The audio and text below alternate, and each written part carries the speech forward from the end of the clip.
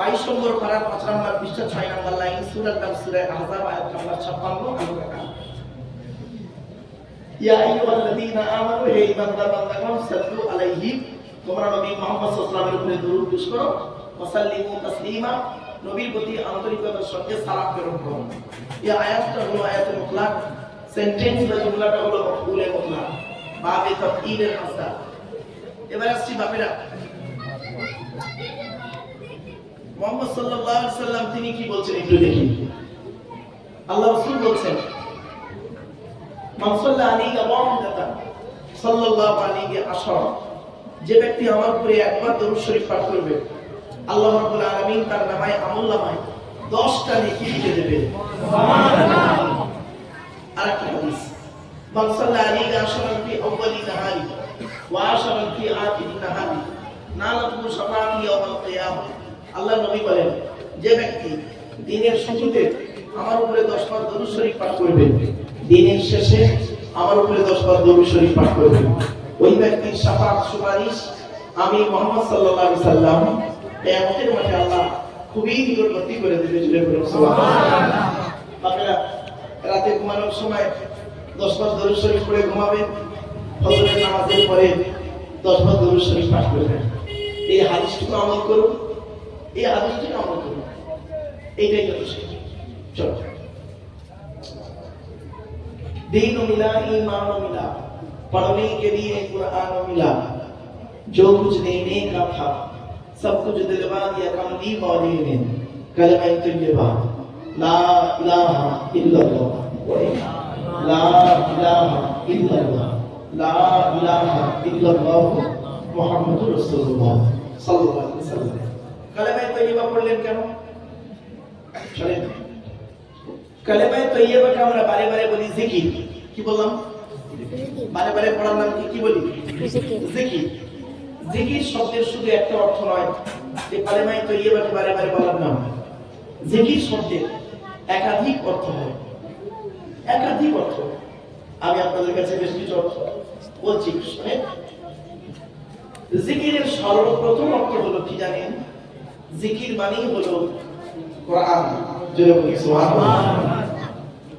দলিল আল্লাহ পাক তিনি বলছেন ইন্না নাহনু নাযালনা যিকরা ওয়া ইন্না লাহু লাহাফিজুন। 14 নম্বর পারার 1 নম্বর পৃষ্ঠার 9 নম্বর লাইন সূরা নাহল এই হিজরের 9 নম্বর আয়াত আল্লাহ বলছেন ইন্না নাহনু নাযালনা যিকরা, আমি আল্লাহ জিকির নাযিল করেছি, ওয়া ইন্না লাহু লাহাফিজুন, আর ওই জিকিরের হিফাজত করার মালিক হলাম আমি আল্লাহ। অর্থাৎ এই কোরআনের হিফাজত করার মালিক হলাম আমি আল্লাহ। জোরে বলুন সুবহানাল্লাহ। তো জিকির মানে এখানে কোরআন। দ্বিতীয় নাম্বার জিকির মানে হলো উপদেশ। কি বললাম বাবা? উপদেশ। দলিল কোথায় আছে? কোরআনে আল্লাহ বলছেন ফাযাক্কির বিল কুরআনি মান ইয়াখাফু ওয়াঈদ। 26 নম্বর পারা 19 নম্বর পৃষ্ঠা 12 নম্বর লাইন সূরা কাফের 45 নম্বর আয়াত আল্লাহ বলছেন নবী মানুষকে উপদেশ দান করো। কিসের মাধ্যমে উপদেশ দেবে? বিল কুরআন, কোরআনের মাধ্যমে মানুষকে উপদেশ দান করো।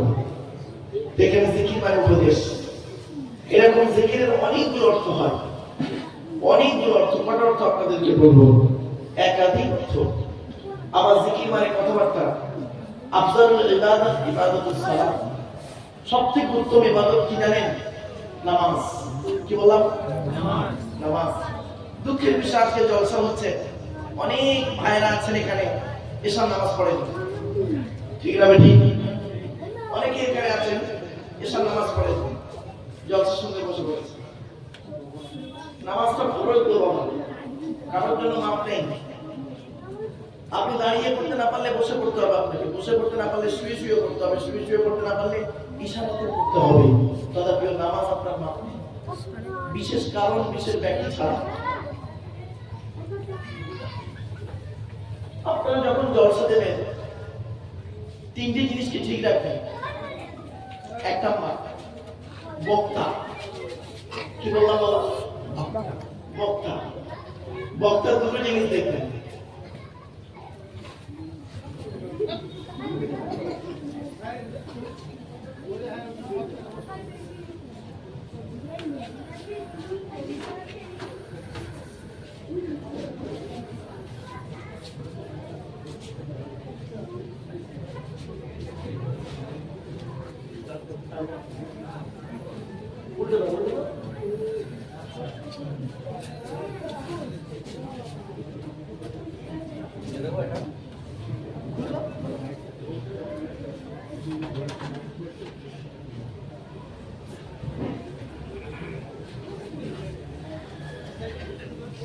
ঘড়িটাকে খুলে দিলাম কেন বলুন দেখি? শুনবেন বলবো? শুনুন।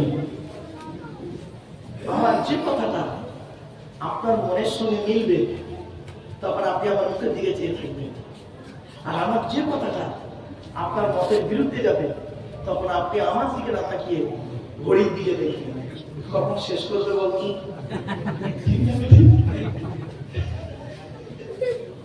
এই জন্য বাবা স্টেজে উঠলে ঘড়িটাকে নামিয়ে দিই, নইলে উল্টে দিই। জীবনে তো অনেক সময় ব্যয় করেছেন, দেখে না 2-2.5 ঘন্টা একটু সময় ব্যয় করুন। মনে করবেন বাড়িতে গিয়ে যে 2-2.5 ঘন্টা বেকারই বসেছিলাম, একটু শুনে লস হবে না, লাভ হবে ইনশাআল্লাহ। চলো, সবচেয়ে উত্তম ইবাদতের নাম হলো নামাজ। আর এটাকে বলতে গিয়ে আপনাদেরকে আমি একটা কথা এক্ষুনি বললাম, জলসা দিতে গেলে 3টে জিনিসকে ঠিক রাখবেন। কটা বাবা? জোরে বলুন। 3টে জিনিস। কি কি? 1 নম্বর বক্তা। কি বললাম? বক্তা।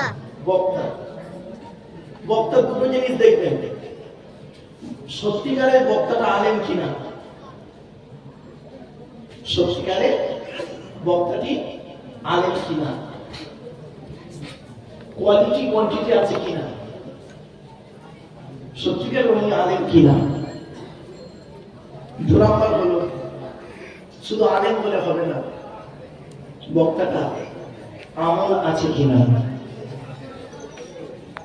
বক্তারা 5 ওয়াক্ত নামাজ পড়ে কিনা, বক্তারা বাম্মার ভাত দেয় কিনা, বক্তারা স্ত্রীর সঙ্গে ভালো আচরণ করে কিনা, বক্তারা চরিত্রটা ঠিক আছে কিনা, বক্তাটা ছেলে মেয়ের হক আদায় করে কিনা, প্রতিবেশীর সঙ্গে বক্তার আচরণ কেমন আছে, একটু খবর নেবেন। আপনারা রাজাঘাটের মানুষ, এটা এখন কলকাতা নাকি মামা? কলকাতা শহরতলি মানুষ। আপনারা মাইকোলাকে দেখেছেন? আপনাদের এই রাজারহাট থানায় কি একটা মাইকোলা? অনেকগুলো মাইকোলা। তাহলে আপনি মাইকটাকে নির্বাচন করলেন, অনেকগুলো মাইকোলার মাঝখান থেকে একটা মাইকোলাকে নির্বাচন করলেন। আপনাদের এলাকায় এই রাজারহাট থানায়, রাজারহাট থানা তো, এই রাজারহাট থানায় প্যান্ডেলওয়ালা কি একটাই? তার মধ্যে থেকে এটাকে নিলেন কেন? তার মানে অনেকগুলোকে নির্বাচন করে, অনেকগুলোকে দেখে একটাকে নির্বাচন করলেন, তাই তো?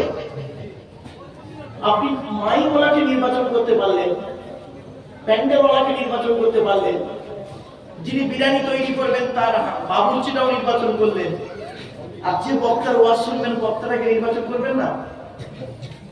কিন্তু বোকার মতো চিন্তা ভাবনা আপনার। এই জন্য বাবা আমি বলি, চলো আল্লাহ পাক বলছেন ইন্নামা ইয়াখশাল্লাহা মিন ইবাদিহিল উলামাউ, 22 নম্বর পারা সূরা ফাতির আল্লাহ বলছেন নিশ্চয়ই আল্লাহ রাব্বুল আলামিনকে সবথেকে বেশি ভয় করে উলামা সম্প্রদায়, আলেমরা বেশি আল্লাহকে ভয় করে। এটা কোরআন বলছে, আমি বলি। কিন্তু দুঃখের বিষয় কি জানেন? বর্তমানে পরিস্থিতি এমন দাঁড়িয়েছে, সব জায়গায় নয়, সব আলেম নয়, অনেক আলেম আল্লাহকে ভয় করে। আল্লাহর ভয় যার মধ্যে থাকবে সে কোনোদিন পরনিন্দা পরচর্চায় খেলবে না, ঠিক না? ঠিক। আল্লাহর ভয় যার মধ্যে থাকবে, আমার বাপেরা কবরে আপনাকে আমাকে শুতে হবে, কবর কাউকে ছাড়বে না। চলো এই আয়াতের তাফসীরে ইমাম সুফিয়ান সাউরি রাহমাতুল্লাহ আলাইহি বিখ্যাত একজন আলেম, তিনি বলছেন আলেম হলো তিন রকমের আলেম। আপনাদেরকে আমি বলছি কোন আলেমটা আপনাদের কাছে পছন্দ বলবেন। এক নম্বর আলেম হলো কোরআন হাদিসের জ্ঞান প্রচুর, আল্লাহকে ভয় করে অধিক, একটা আলেম।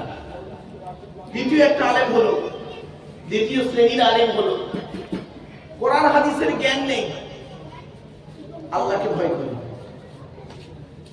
তৃতীয় শ্রেণীর আলেম হলো কোরআন হাদিসের জ্ঞান প্রচুর কিন্তু আল্লাহকে ভয় করে। তা কোন শ্রেণীটা আপনাদের কাছে পছন্দ হলো বলুন তো দেখি। আল্লাহকে ভয় করে এক নম্বর। তিনটে শ্রেণী বলছে, আবার বলছে ভালো করে বুঝে নিন। কোরআন হাদিসের জ্ঞান নাকি আল্লাহকে অধিক ভয় করে, কোরআন হাদিসের জ্ঞান নেই আল্লাহকে ভয় করে, কোরআন হাদিসের জ্ঞান আছে আল্লাহকে ভয় করে। তা কোন শ্রেণীটা আপনাদের কাছে পছন্দ হলো বলুন। এক নম্বরটা। এখন বুঝতে পারলেন, এক নম্বরটা। তাহলে এখানে আপনি বুঝে নিন, আল্লাহ রাসূল বলেছেন কোন আলিমান, হাক্কানি আলেম হও, হাক্কানি আলেম হও। হাক্কানি আলেম হতে পারোনি, ঠিক আছে। আও মুতাআল্লিমান, হাক্কানি আলেমের ছাত্র হও। হাক্কানি আলেমের ছাত্র হতে পারোনি, ঠিক আছে। আও মুস্তামিয়ান, হাক্কানি আলেমরা যেটা বলি মনোযোগ সহকারে সেটাকে শ্রবণ করো। তাও সুযোগ পাওনি, জীবনে ঘটেনি, ঠিক আছে। আও মুহিব্বান, হাক্কানি আলেমদেরকে অন্তর দিয়ে ভালোবাসো। ওয়ালা তাকুন খামিসান ফাতুহলিকু, ৫ নাম্বারটা হতে যেও না, তাহলে তুমি ধ্বংস হয়ে যাবে। কিছু বুঝতে পারলেন? এখন প্রশ্ন হলো হাক্কানি আলেম কে? সকলেই তো কোরআন হাদিসের কথা বলে, সকলেই তো হাদিস বলে, কোরআন বলে, গানে দাড়ি মাথায় টুপি পাঞ্জাবি পরে। হাক্কানি আলেম কে? হাক্কানি আলেম জানতে গেলে আল্লাহ নবী হাদিস থেকে পেয়ে যাচ্ছি। আল্লাহ নবী বলেছেন হাক্কানি আলেমকে শুনে নিন। হাদিস, আল্লাহু আজওয়াদু জুদা ওয়া আনা আজওয়াদু বানি আদম ওয়াজাদুকুম বাদি রাজুলুন আলিমা ইলমা ফানাশরাহু ইয়াতি ইয়াউমাল কিয়ামাতি আমিরান ওয়াহিদা। এর বাংলা অর্থটা করে শুনলেই চমকে যাবেন। আল্লাহ নবী বলছেন, আল্লাহ বলেন সবথেকে বড় দাতা। দাতা মানে বুঝতে পারছেন আপনারা? আল্লাহ বলেন সবথেকে বড় দাতা। আল্লাহর পরে বড় দাতা হলাম আমি, মুহাম্মদ সাল্লাল্লাহু আলাইহি ওয়াসাল্লাম। সুবহানাল্লাহ। আমার পরে বড় দানশীল ব্যক্তি হলো ওই লোকটা, নবীর পরেই বড় দানশীল ব্যক্তি হলো ওই লোকটা যিনি জ্ঞান অর্জন করেছে, ইলম অর্জন করেছে, ইলম মোতাবেক নিজে চলেছে, সমাজের মানুষকে বলেছে, তার ইলম থেকে মানুষ উপকৃত হতে পেরেছে। শুধু বললে হবে না, ইলম থেকে উপকৃত হতে হবে। আমি ওয়াজ করলাম, খালি আলেমদের বিরুদ্ধে বললাম, এর বিরুদ্ধে ওর বিরুদ্ধে বললাম, আপনারা আমার পরে যিনি উঠলেন তিনি আমার খানটা উল্টো পাল্টা বলে চলে গেলেন, আপনারা সাধারণ মানুষ কোথায় যাবেন? আমার আগে যিনি থাকবেন তিনিও দলিল দেবে কোরআন হাদিস থেকে, আমিও আপনাদের তার বিরুদ্ধে কথা বলবো, আমিও কোরআন হাদিস থেকে দলিল দেবো। আপনারা তো সাধারণ মানুষ, কোথায় যাবেন? কোন দিকে যাবেন? আজকে এইগুলো খুব বেশি হয়ে গেছে। বাবা ইলম অর্জন করেছেন, ইলম মোতাবেক নিজে চলেছেন,